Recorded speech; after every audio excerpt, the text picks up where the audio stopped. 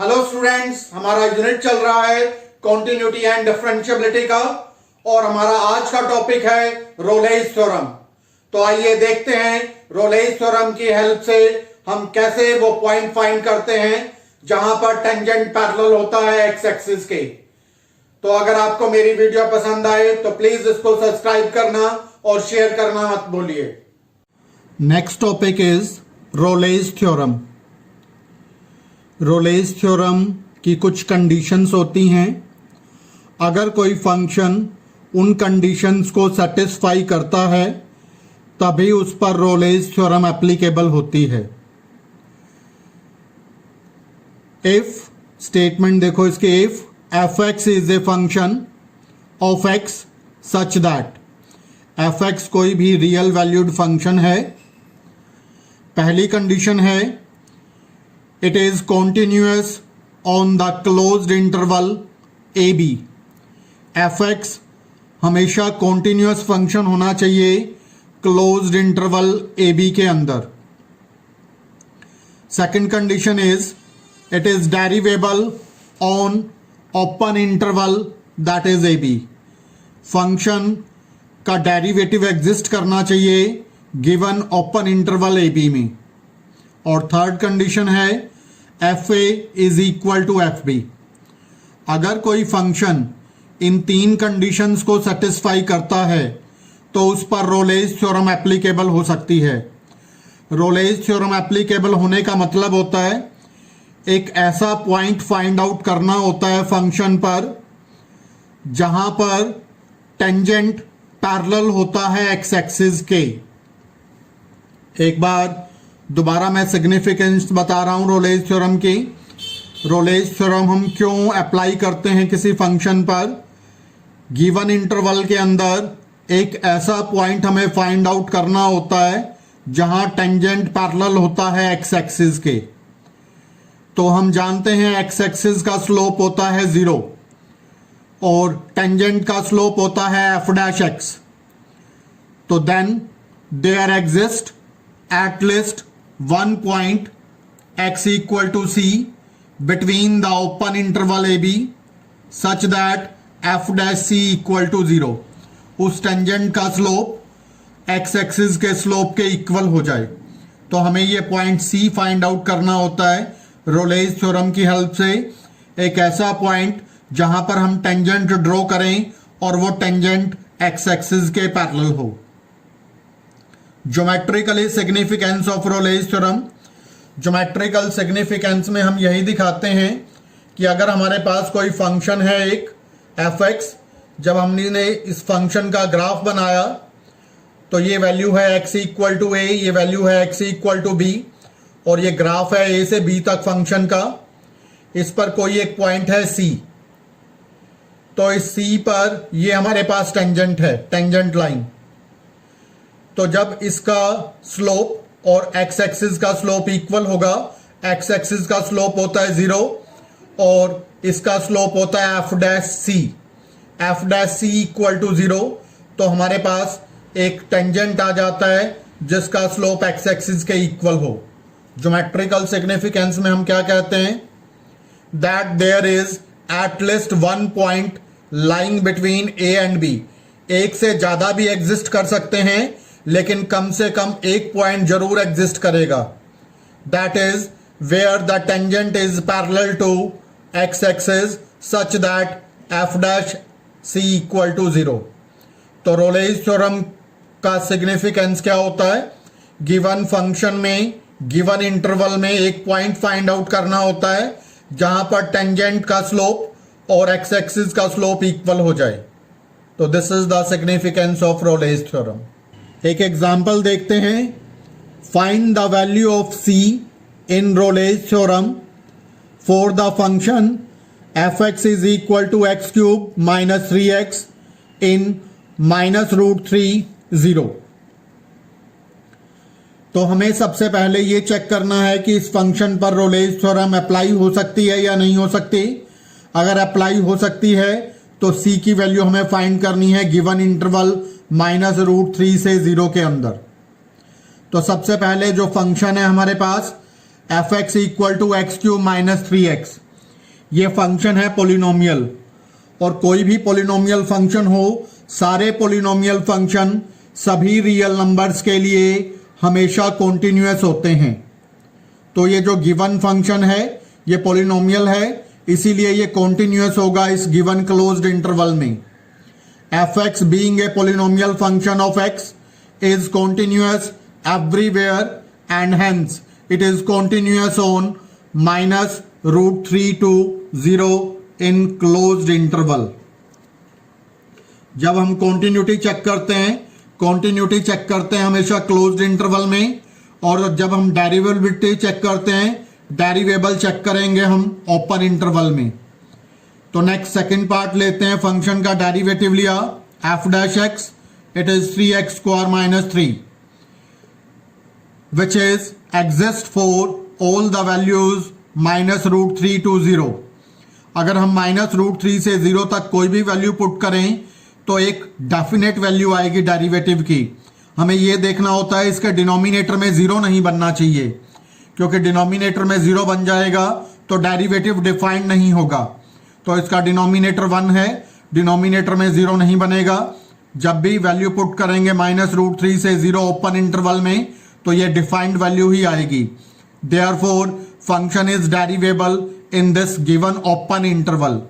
एक बार दोबारा बता रहा हूं, कॉन्टिन्यूटी हमेशा क्लोज्ड इंटरवल में चेक करनी है और डेरिवेबल चेक करना है हमेशा ओपन इंटरवल में।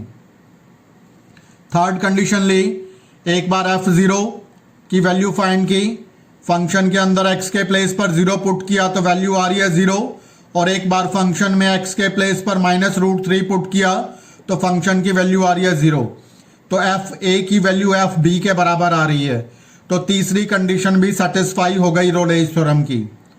अगर एक फंक्शन ये तीनों कंडीशन सेटिस्फाई कर देता है रोलेज थ्योरम की, तब उस पर रोलेज थ्योरम अप्लाई हो सकती है।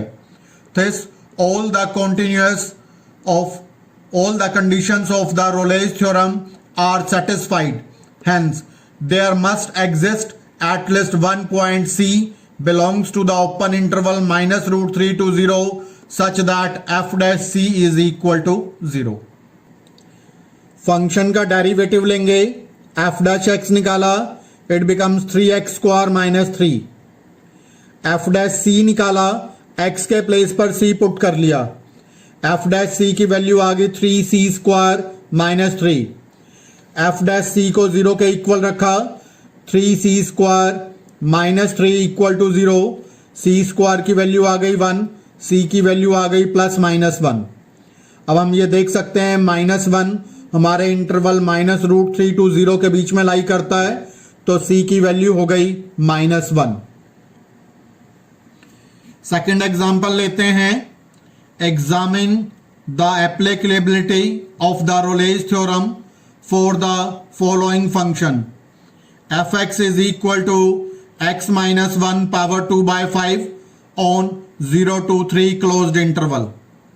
सबसे पहले हमने फंक्शन लिया, फंक्शन हमारे पास पोलिनोमियल की फॉर्म में है, x - 1 power 2/5।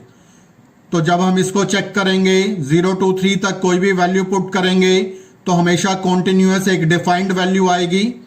It is always positive. 0 to 3 कुछ भी पुट करेंगे अंदर पॉजिटिव बनेगा, तो पॉजिटिव की पावर 2/5 लेंगे तो it is always a defined value, real value. Therefore the function is continuous function. Second check करते हैं, फंक्शन का डेरिवेटिव लिया, 2/5 आगे आ गया, -1 किया, -3/5 डिनोमिनेटर में ले गए, 2/5 इंटू x - 1 पावर 3/5। तो यहां पर जब हम 0 to 3 के बीच में कोई भी एक वैल्यू 1 ले ली, हमने 1 पुट किया यहां पर x के प्लेस पर, 1 - 1 0, तो 2/0 इंफिनिटी। तो f'(x) डिफाइंड नहीं है। Therefore derivative does not exist at x equal to 1। तो सेकंड कंडीशन फेल हो गई, फंक्शन डेरिवेबल नहीं है ओपन इंटरवल 0 to 3 में। f'(x) is not derivable at x equal to 1 which belongs to 0 to 3 open interval. This f(x) is not derivable on 0 to 3. Hence, Rolle's theorem is not applicable on the given function. Next लेते हैं example number 3। Verify the Rolle's theorem for the function f(x) is equal to greatest integer function for all x belongs to 5 to 9। तो ये जो function given है हमें square brackets लगी हुई हैं, this function is called greatest integer function. Take any integer in 5 to 9 closed interval, say x equal to 7. Let us test the continuity of the given function. Function continuous है या नहीं 7 पर ये check करते हैं। हम किसी भी पॉइंट पर चेक कर सकते हैं, 5 पर, 6 पर, 7 पर, 8 पर। तो कॉन्टिन्यूटी चेक करेंगे इसकी। कॉन्टिन्यूटी चेक करने के लिए सबसे पहले हमें लिमिट चेक करनी होती है, फंक्शन की लिमिट एग्जिस्ट करती है या नहीं 7 पर। तो एक बार लेफ्ट हैंड लिमिट लेंगे और एक बार राइट हैंड लिमिट, क्योंकि फंक्शन ग्रेटेस्ट इंटीजर फंक्शन है तो लेफ्ट हैंड लिमिट और राइट हैंड लिमिट से पता लगेगा लिमिट एग्जिस्ट करती है या नहीं। लेफ्ट हैंड लिमिट ली, limit x tends to 7 negative on f(x) की वैल्यू लगाई greatest integer function. Substitution method लगाया, let limit h tends to 0, तो x के प्लेस पर वैल्यू पुट हो जाएगी 7 minus h। Limit h tends to 0, 7 minus h, तो 7 माइनस h, 7 में से h घटाएंगे तो वैल्यू बच जाएगी हमारे पास 6। ग्रेटेस्ट इंटीजर फंक्शन है, छोटा इंटीजर बाहर निकालता है, तो 7 माइनस h से छोटा इंटीजर बनेगा, that will be h 6 because h is very near to 0। Right hand limit लेंगे, limit x tends to 7 positive f(x), तो limit x tends to 7 positive greatest function x। Substitution लगाएंगे, limit h tends to 0, x के place पर आ जाएगा 7 plus h, 7 plus h, h is near by 0, तो greatest integer function में छोटा integer 7 plus h से बनेगा 7। तो left hand limit is not equal to right hand limit, limit exist नहीं करती, तो इसीलिए फंक्शन कॉन्टिन्यूअस नहीं है। फंक्शन को कॉन्टिन्यूअस होने के लिए फंक्शन की लिमिट की वैल्यू और फंक्शन की वैल्यू उस पर्टिकुलर पॉइंट पर दोनों इक्वल होनी चाहिए, तभी वो फंक्शन कॉन्टिन्यूअस बनता है। मतलब क्या हुआ, limit x tends to 7 f(x) should be equal to f7। अगर ये दोनों कंडीशन सेटिस्फाई होती, लिमिट एग्जिस्ट करे और लिमिट की वैल्यू उस फंक्शन की वैल्यू उस पर्टिकुलर पॉइंट पर इक्वल आए, तभी वो फंक्शन कॉन्टिन्यूअस कहलाता है। लिमिट ही एग्जिस्ट नहीं कर रही तो फंक्शन कॉन्टिन्यूअस नहीं है। फंक्शन कॉन्टिन्यूअस नहीं है तो रोलेज थ्योरम इस पर एप्लीकेबल नहीं हो सकती, क्योंकि रोलेज थ्योरम की फर्स्ट कंडीशन फेल हो गई। So Rolle's theorem is not applicable on this given function. Next question लेंगे। It is given that for the function f(x) equal to x³ plus bx² plus ax, where x belongs to 1 to 3 closed interval. Rolle's theorem with holds with c equal to 2 plus 1 by root 3. Find the value of a and b. इस question में ये बताया गया हमें कि Rolle's theorem इस function पर applicable है और c की वैल्यू भी बताई गई हमें। c की वैल्यू है 2 प्लस 1 बाय रूट 3। हमें a एंड b की वैल्यू फाइंड करनी है। सबसे पहले रोलेज थ्योरम की थर्ड कंडीशन ली हमने। अगर रोलेज थ्योरम ये फंक्शन सेटिस्फाई करता है तो fa should be equal to fb, यानी कि f1 is equal to f3। a की वैल्यू है यहां पर 1, क्योंकि क्लोज्ड इंटरवल गिवन है, this is a, this is b। a की वैल्यू है 1, b की वैल्यू है 3, f1 इक्वल टू f3। तो f1 की वैल्यू निकाली, x के प्लेस पर 1 पुट किया फंक्शन में, a plus b plus a, x के प्लेस पर 3 पुट किया फंक्शन में, 27 प्लस 9b प्लस 3a। एक इक्वेशन आ गई a plus 4b equal to -13, that is equation 1। Next second condition ले, डेरिवेटिव लिया फंक्शन का 3x² plus 2bx plus a, x के प्लेस पर c पुट किया, it is 3c² plus 2bc plus a। Since the Rolle's theorem hold, Rolle's theorem hold कर रही है और सी की वैल्यू भी हमें दी गई है।